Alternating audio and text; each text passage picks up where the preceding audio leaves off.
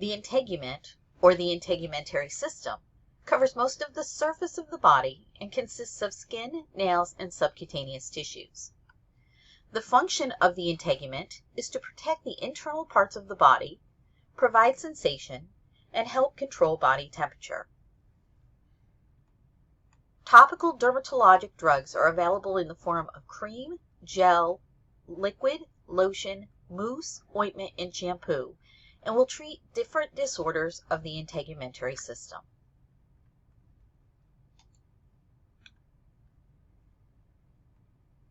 Drugs for acne vulgaris. Acne is a skin condition that occurs when your hair follicles become plugged with oil and dead skin cells. Acne is treated topically with oral medications. Ointments are not used to treat acne vulgaris because of their high oil content, which can clog the skin pores. Drugs include androgen receptor inhibitors, antibiotic drugs, keratolytic agents, and vitamin A retinoids. Androgen receptor inhibitor drugs block androgens, male hormones, causing a decrease in the level of testosterone and a decrease in oil production by the sebaceous glands. Clascoterone Winlevi is a prescription drug that is applied topically. Antibiotic drugs will kill bacteria on the skin and are used to treat the pustules of the acne vulgaris.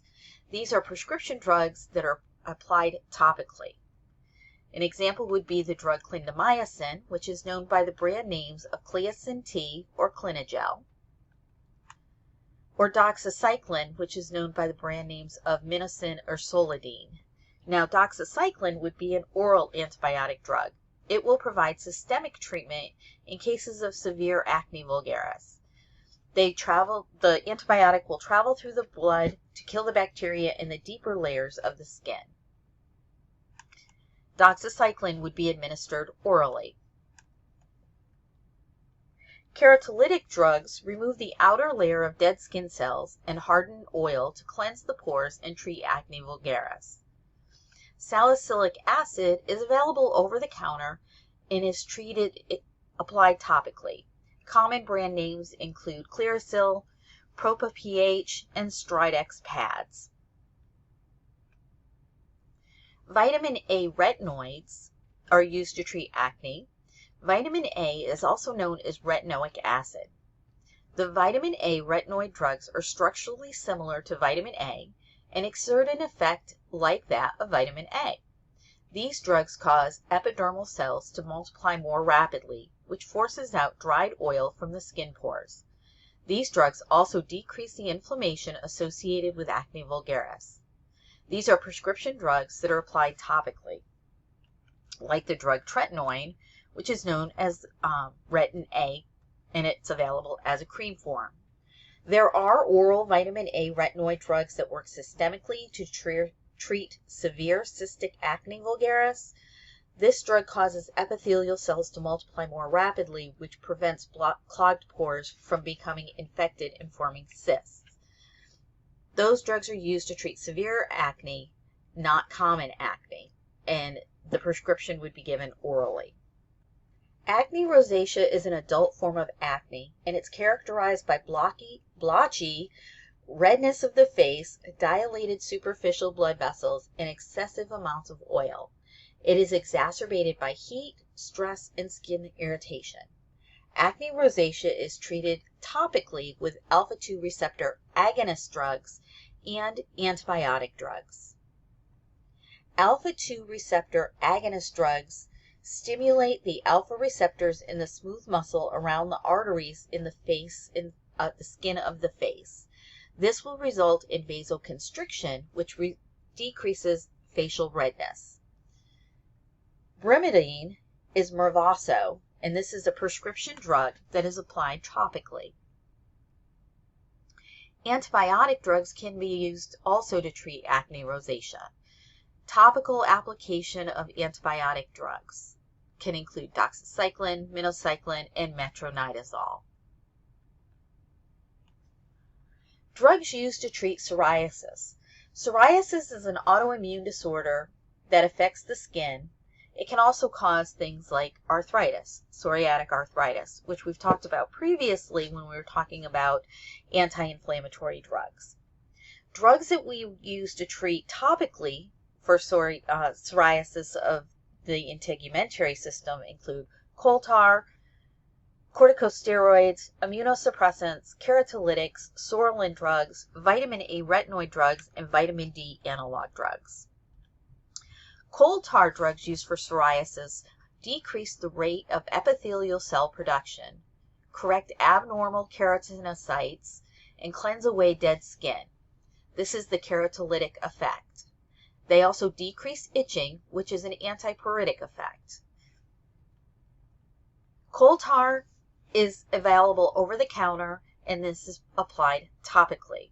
It's known by brand names Lionel and Neutrogena T-Gel, also Neutrogena T-Sal. So that's a solution where the gel is a gel.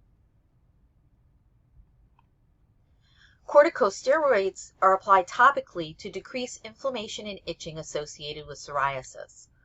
Oral corticosteroid drugs can be prescribed and used for severe inflammation.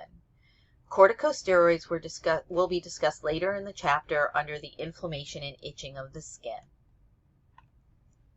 Because psoriasis is an autoimmune disorder in which the body's immune response attacks skin cells, immunosuppressant drugs are used to suppress the overactive immune response and decrease the abnormal skin thickness and inflammation associated with psoriasis. These drugs are only used to treat moderate to severe chronic psoriasis that has not responded to other drugs. They include drugs that block skin inflammation caused by TNF, or tumor necrosing factor, interleukin-2, interleukin-12, interleukin-17, or interleukin-23. Methotrexate is a chemotherapy drug that has a desirable side effect of inhibiting rapidly dividing skin cells. Drugs in the class of immunosuppressants are prescription drugs, and they can be given orally or through subcutaneous injection, and some are actually administered intravenously to treat psoriasis systemically. The sample or prototype drug on your drug list is risankizumab, which is known by the brand name Skyrizi. And we see here this drug is administered subcutaneously. Keratolytic drugs inhibit the rate at which epithelial keratinocytes divide. Drug available is anthralin. This is a prescription drug. It's known by the brand name Drithocreme or Drithocrem, and it's applied topically.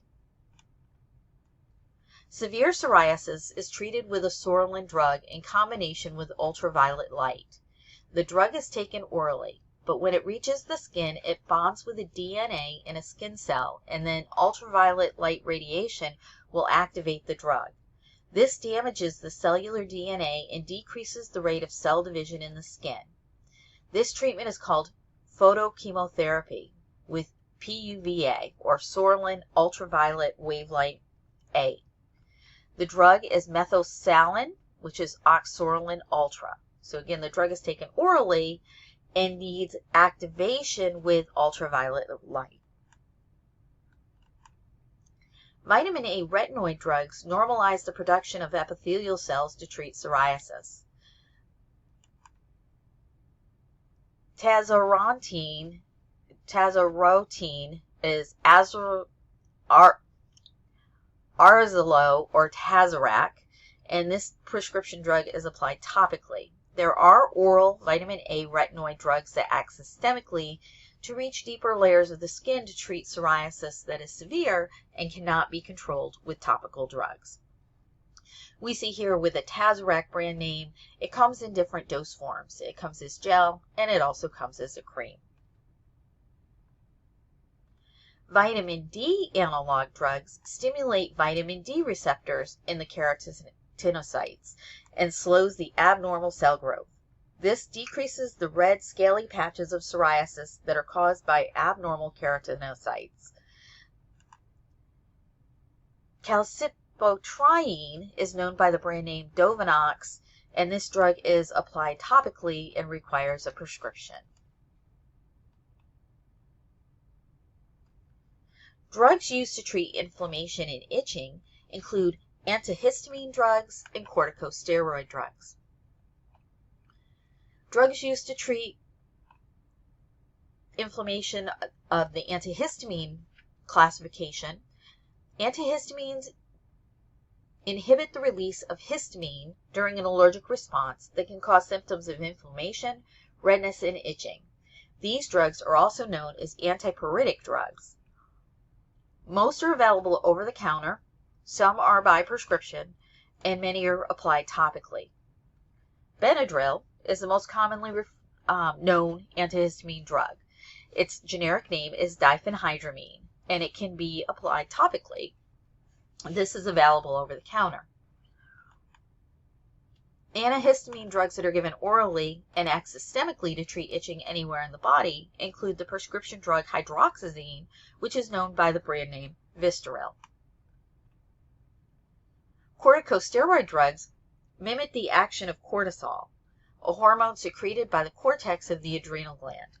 This hormone acts to suppress the immune response and decrease skin inflammation and irritation.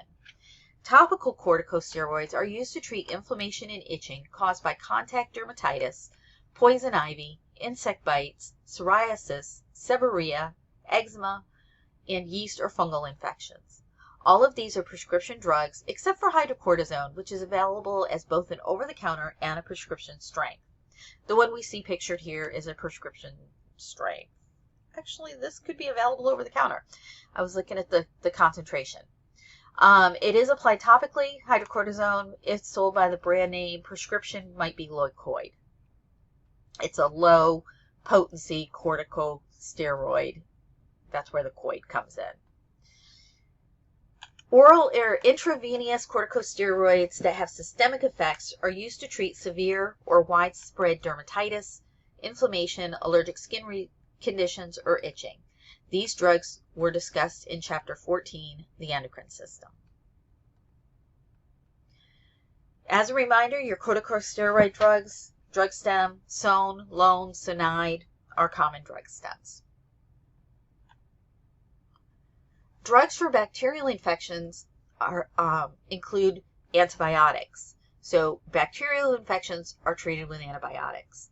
A bacterial infection can be a primary condition, or it could be secondary to an already compromised area. In this case, it would be known as a secondary infection or a superinfection. Antibiotics inhibit the growth of bacteria, have a bacteriostatic effect, or kill bacteria, have a bactericidal effect, by blocking the bacteria's ability to maintain their cell walls. Oral or intravenous antibiotic drugs act systemically to treat widespread bacterial infections of the skin. They're discussed in Chapter 9, Anti-Infective Drugs. Here we have an image of bacitracin, which would be a topical antibiotic drug. And then we also have Neosporin. Neosporin is also known as triple antibiotic ointment or polysporin. It's a combination of polymyxin B, bacitracin, and neomycin sulfate. The drugs we use for fungal infections are antifungal drugs. Fungal infections, there's two different kinds of skin infections. We have tinea, which includes athlete's foot, ringworm, and nail infections, as some of the different types of fungal infections caused by a tinea fungus. Now the drug stem, again, reminder, ends in conazole or at least azole. We sometimes call them the azole antifungals.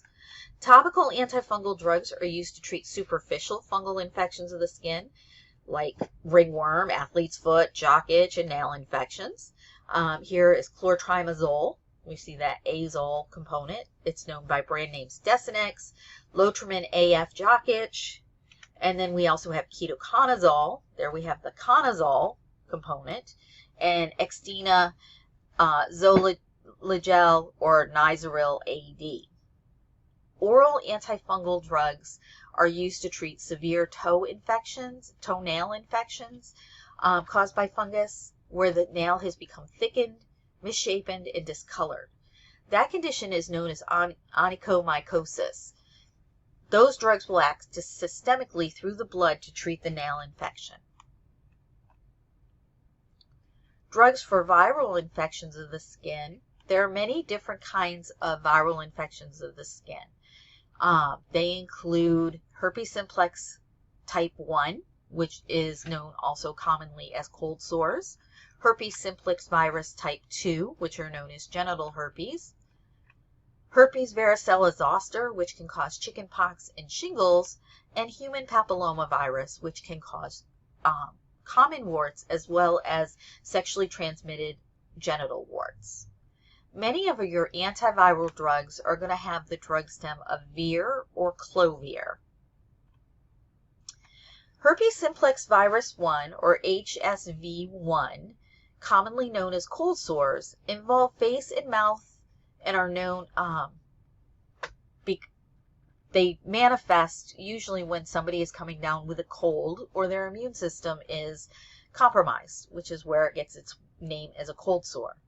Drugs used to treat cold sores interfere with cellular DNA synthesis and keep the herpes virus from reproducing. These drugs are applied topically, or they could be given orally. Some are prescription, most are prescription drugs with the exception of dicosanol.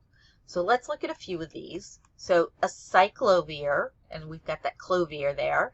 Acyclovir is Zovirax. That is a prescription medication, and it can be taken orally or it can be applied topically. Generally, this is not going to be used for cold sores. Actually, the topical is most likely going to be used for genital herpes. Dicosanol is the only antiviral currently available over the counter. This is known by the brand name Abreva. Herpes simplex type 2 or HSV2 is known as genital herpes. This is a sexually transmitted disease or infection known as genital herpes, and these antivirals are given orally, but again, we have a topical. So this is one that can be used topically to treat genital herpes or other viral topical infections, acyclovir. But there's other drugs such as famciclovir or valacyclovir. Valacyclovir is known as Valtrex. Herpes zoster virus infections or shingles are due to reemergence of the same virus that caused chickenpox in a person. After the initial chickenpox infection as a child, the virus remains dormant in the body until later in life, when stress or illness triggers its emergence. The lesions of herpes zoster shingles are particularly painful. This virus actually lives on nerve endings, which is what makes it so painful. These drugs are used to treat herpes zoster infections and shingles. They keep the virus from reproducing by working systemically through the blood and in the deeper tissues of the skin. These are prescription drugs that are given orally. Oral would include acyclovir, valacyclovir, and famciclovir, which we've seen on the previous slides. Now, there are also medications that are used to manage the pain associated with the shingles. So we use topical for pain. These aren't going to treat the infection, but they're going to help with that severe pain. They exert a local effect. So we have an anesthetic effect. Oops, I jumped ahead of myself. Hang on one second. A local irritant effect like capsaicin. It kind of numbs the area. So Zostric HP, it's high potency. Now, if you remember, capsaicin comes from a pepper plant. So it's like eating a whole bunch of hot peppers and numbing your mouth, except here we're putting it on the skin.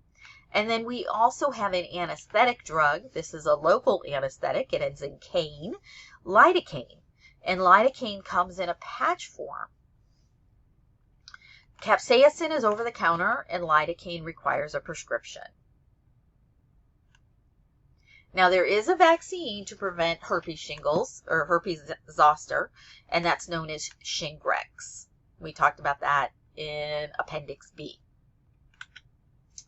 HPV is human papillomavirus. This is a virus that causes common warts, plantar warts, as well as genital warts, which is a sexually transmitted infection. These over-the-counter drugs are used topically to treat common warts and plantar warts. They remove layers of skin. So these are known as keratolytic drugs. So the over-the-counter keratolytics include salicylic acid, which is known as Compound W, or Dr. Scholl's Clear Away. So what's going to happen is they remove layers of skin, which eventually will remove the wart or the callus or the corn, and can be purchased over the counter. Prescription drugs are applied topically or injected into a lesion to treat genital warts. So the drug is imiquimod, which is known by the brand name Aldera. Drugs for parasitic infections of the skin.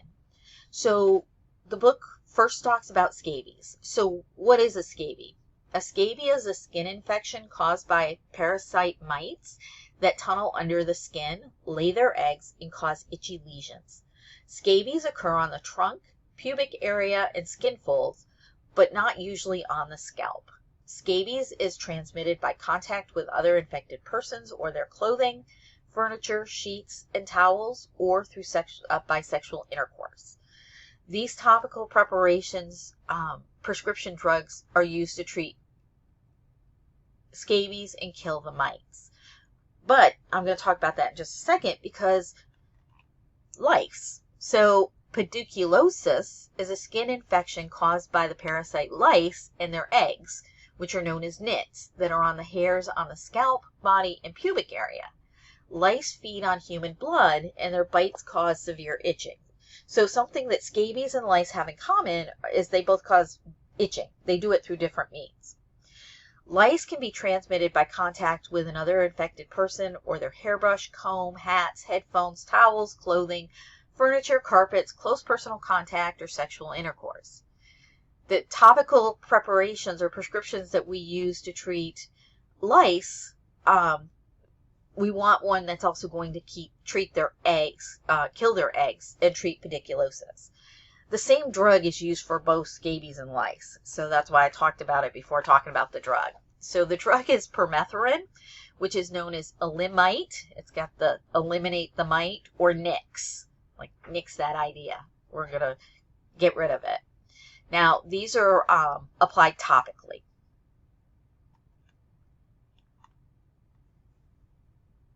Drugs for alopecia. So what is alopecia? Alopecia is chronic hair loss. It usually begins in middle age in men and women, although inherited tendencies can cause it to occur at an earlier age. In men, decreasing testosterone secreted from the testes and decreased blood flow to the scalp cause the hair follicles to shrink. The hair on top of the head eventually disappears, leaving a fringe of hair at the back of the head. This is known as male-pattern baldness. In women, the onset of menopause and decreasing estradiol secreted by the ovaries creates an imbalance in the level of estradiol being lower than the level of the male hormone androgen produced in the woman's adrenal cortex, causing the hair to thin. These drugs must be continued indefinitely to maintain any new hair growth. So topically, we can use a peripheral vasodilator known by the brand name of minoxidil, or known by the generic name minoxidil. Its brand name is Rogaine. And this is applied to the head as a shampoo or a mousse.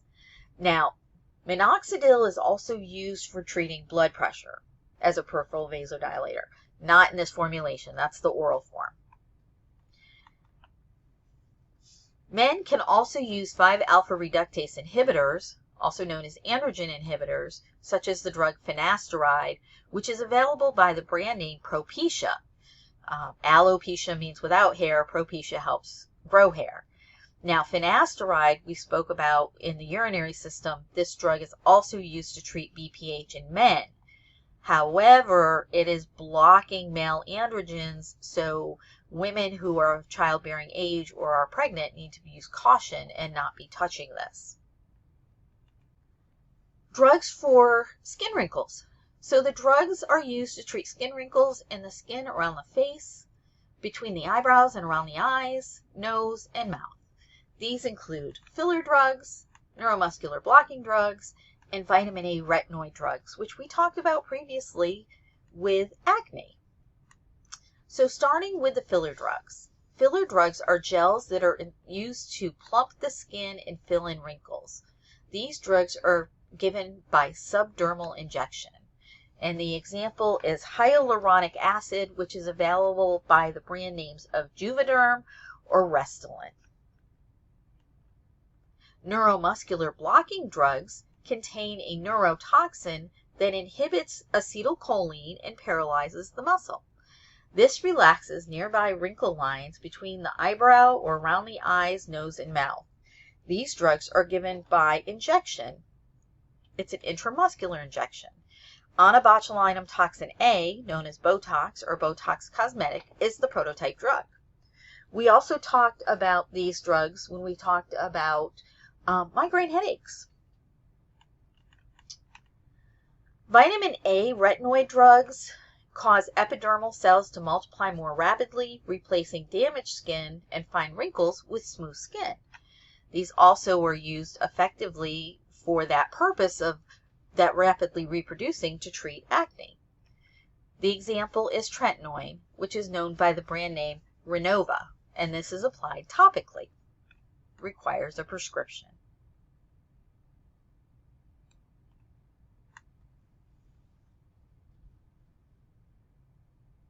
The next section of the book is on medications and disorders affecting the eye. Ophthalmic drugs are used to treat diseases of the eye. These diseases include eye infection, eye allergies, eye inflammation, dry eye syndrome, glaucoma, and macular degeneration. Drugs used for eye infections. Topical drugs used to treat eye infections are available in the following dose forms of eye drops or ophthalmic ointments. Determining the appropriate treatment for an eye infection would first require identifying the cause of the infection. Drugs that we use to treat eye infections include antibiotic drugs, antiviral drugs, and oral drugs for eye infections. Antibiotic drugs used for eye infections include drugs such as ciprofloxacin, known by the brand name Siloxane for the ophthalmic form, and moxifloxacin, which is known by the brand name Avagamox, or tobramycin, which is known by the brand name of Tobrex. Again, if it's a bacteria that's causing it, the only thing we can treat it with is an antibiotic drug. Now, it is common to use an anti-infective agent on the eyes of a newborn to prevent infection acquired through the birth canal. Usually, they will use an erythromycin ointment to treat a newborn baby's eyes to prevent that bacterial infection. Viral infections of the eyes are treated with antivirals. Topical antivirals can include the drug acyclovir in the ophthalmic form. It's important to note that it is an eye ointment. Oral or intravenous antiviral drugs that act systemically can also be used to treat severe viral infections. Those are discussed in Chapter 9, Anti-Infective Drugs. Drugs for eye inflammation. The goal of the drugs used to treat eye inflammation is to reduce inflammation and irritation. The two main classes of drugs used to treat eye inflammation are corticosteroids and non-steroidal anti-inflammatory drugs. There are also oral drugs used for eye inflammation. Corticosteroid drugs are applied topically to the eye to treat inflammation. They suppress the local immune response and inflammation. These are ophthalmic eye drops or ointments. Dexamethasone, known by the brand name Maxidex or Ozurdex, is an example. Ozurdex and Retisert are drug implants that can be placed into the vitreous humor of the eye to treat inflammation. Triessence is injected into the vitreous humor. Non-steroidal anti-inflammatory drugs, or NSAID drugs, are applied topically to the eye to treat pain and inflammation, often after cataract or corneal surgery. These are ophthalmic eye drops. Here we have Napafinic, which is Ilevro, and it's in an ophthalmic suspension. So this is an eye drop. We can use oral drugs for eye inflammation and pain of the eye. Most commonly, a corticosteroid drug would be given orally and act systemically. Drugs for eye allergies. Allergy symptoms in the eye occur for the same reason as allergy symptoms in other parts of the body. When a foreign substance, an antigen such as a pollen or animal dander, touches the eye, antibodies from the immune response attach to the antigen and form an antigen-antibody complex. Also during an allergic response, mast cells in the tissues release histamine, which causes vasodilation, and the blood vessels in tissue become swollen, inflamed, and red. Histamine also irritates tissues directly, causing pain and itching. Allergy symptoms in the eye are treated with topical antihistamine drugs and mast cell stabilizers, as well as decongestant drugs or combination drugs. Antihistamine drugs block histamine receptors and interfere with the migration of the eosinophils to the site of the allergic reaction in the eye. So olpatadine, which is known as Pataday, is an example of an antihistamine. Mast cell stabilizers drugs, including alkaftinine, bepostadine, cromolyn, ketofen, lodoxamide, and netocromol, prevent mast cells from releasing histamine. They decrease allergy symptoms of the eye. All of these are administered as ophthalmic eye drops. Decongestants in the eye are applied topically. They have a vasoconstrictor effect that constricts blood vessels in the cornea and reduces redness. Oxymetazoline is a prescription drug, where others are over the counter, including tetrahydrolazine, which is known by the brand names Visine Advanced Relief or Visine Red Eye Comfort. Combination drugs are also used that contain an antihistamine and a decongestant. So here we have phenyramine, which is the antihistamine, and nafcillin, which is the decongestant, and this is known by the brand name Opcon A, and this is available over the counter. Drugs for dry eye syndrome. The medical term for dry eye syndrome is xerophthalmia, and it's caused by an insufficient production of tears. Dry eye syndrome is treated with over-the-counter ocular lubricants, such as artificial tears or immune modulator prescription drugs. The example of the immune modulator drugs can include cyclosporin eye drops, which decrease interleukin 2 in T cells that cause eye inflammation and suppress the immune response, and the lymphocytes that block the tear ducts. Hydroxypropyl cellulose is a drug insert that is placed into the pocket between the surface of the eye and the lower eyelid. It will slowly dissolve during the course of the day and help stabilize the tear film.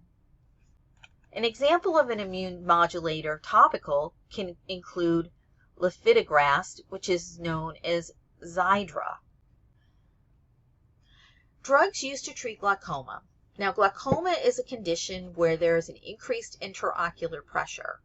Drugs used to treat glaucoma most often are applied topically in the form of an eye drop, and there are 8 classes of drugs used to treat glaucoma.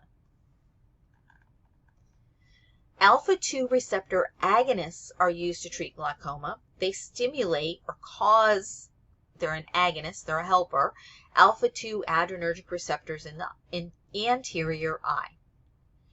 This decreases the production of aqueous humor. These drugs are ophthalmic eye drops, and they're applied topically.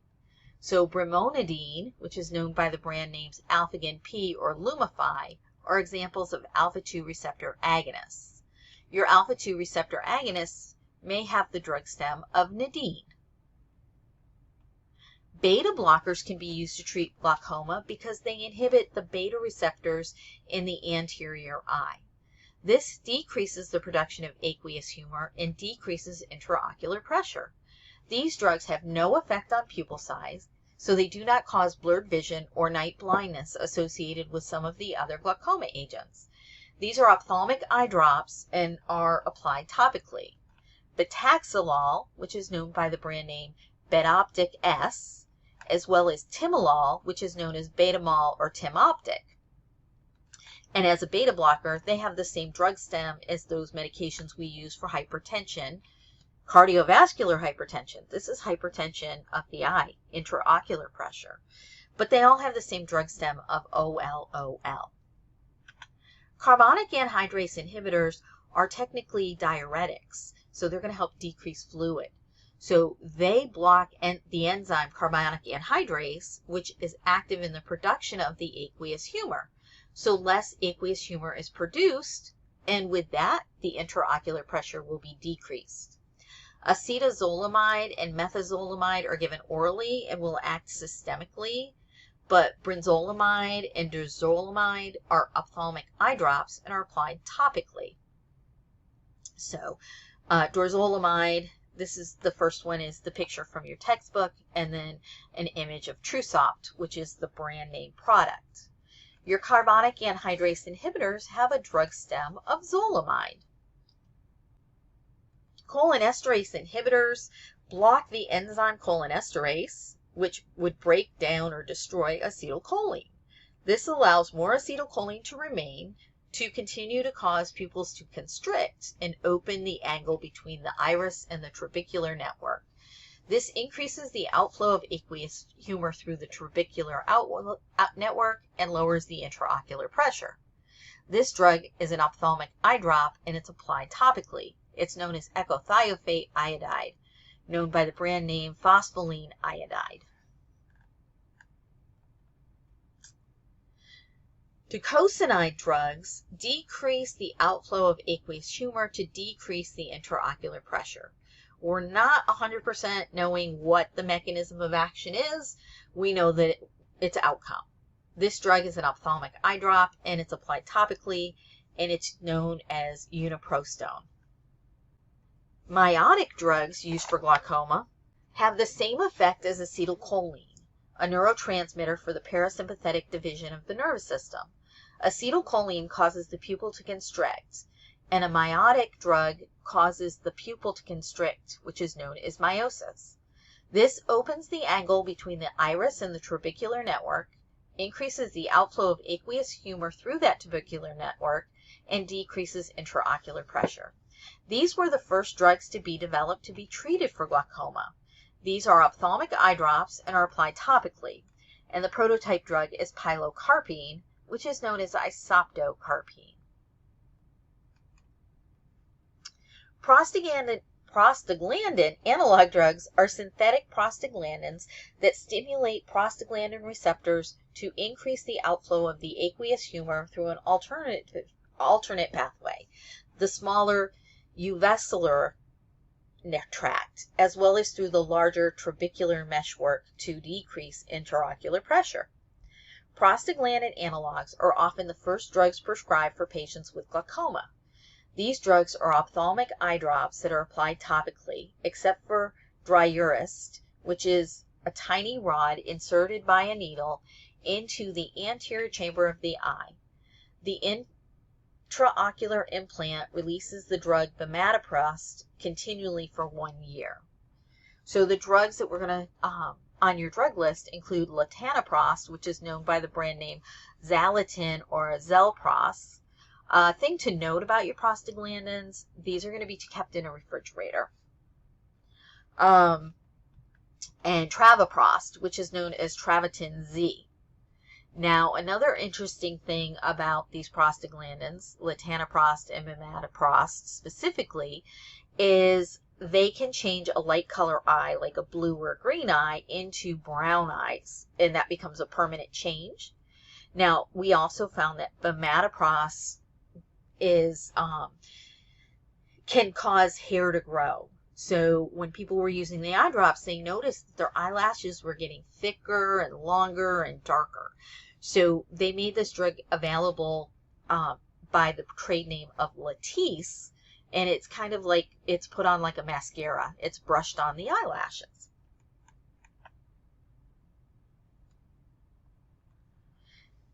Rho kinase inhibitors inhibit Rho-associated protein kinase, which is an enzyme that stimulates cell adhesion and the formation of actin fibers in the trabecular network. They dissolve the actin fibers that can be clogging up that network and help increase the outflow of the aqueous humor. The drug in this group is nedarsutil, which is Rhopressa, and it's got the Rho for the Rho kinase, Rhopressa. It lowers pressure in the eye. Rho is actually a Greek letter. And then we have combination drugs. They can contain a combination of alpha-2 receptor agonist drugs like brominidine, beta blocker drugs such as timolol, again, hydrase inhibitors such as brinzolamide or dorzolamide, a prostaglandin agonist drug like latanoprost, or a Rho kinase inhibitor drugs such as netardrasil. These combination drugs are administered as ophthalmic eye drops. So the example from your prototype list, I have dorzolamide with timolol, which is known by the brand name of Cosopt. And that's pictured here. Drugs used for macular degeneration. Macular degeneration is a chronic progressive loss of central vision in the area of the macula of the retina. In age-related or dry macular degeneration, the macula deteriorates with age. In wet macular degeneration, abnormal blood vessels grow under the macula, causing an abnormal amount of vascular endothelial growth factor, or VEGF. These blood vessels are fragile and they leak, causing the macula to lift away from the retina, resulting in a loss of vision. So the drugs we use are vascular endothelial growth factor inhibitors, as well as other drugs for macular degeneration. The VEGF inhibitors suppress inflammation and block VEGF to keep abnormal blood vessels from forming. These drugs are injected into the vitreous humor of the eye. These are immunomodulator drugs. Some end in MAB, some end in sept. Aflibercept is Eylea. Then we have pegaptinib, which is Macugen. So your nibs and your tibs and your clibs, those are also immunomodulator type drugs. Other drugs used to treat macular degeneration include dexamethasone, which is a corticosteroid, and it's administered as an ocular implant, or here we have verdiporfin, which is Visudyne. This drug is actually administered intravenously and requires a red laser light to be directed at the retina to activate the drug. Next are mydriatic drugs and cycloparalytic drugs. Mydriatic drugs, the term mydriasis means to dilate the pupil. So that's the image that we're seeing here. We have that very enlarged pupil with just a little bit of the iris showing. They're going to paralyze that iris. They're going to make that musculature remain open, and it lets light in. So we use these prior to eye exams or eye surgery, and they can also be used to treat inflammation of the iris, the colored portion of the eye. These are topical anticholinergic drugs, and it includes the drug tropicamide, which is known as Midracy. I'm somehow thinking I'm overlapping on my slide here. Let me see if I can fix that. I think it's Midracil. Most of the ones in the eye end in sil. Yep, there we go. Let's see if that works better. There we go. So now we can see the whole name. Madrayacil. And again, these are anticholinergics. Okay, now it's more questions.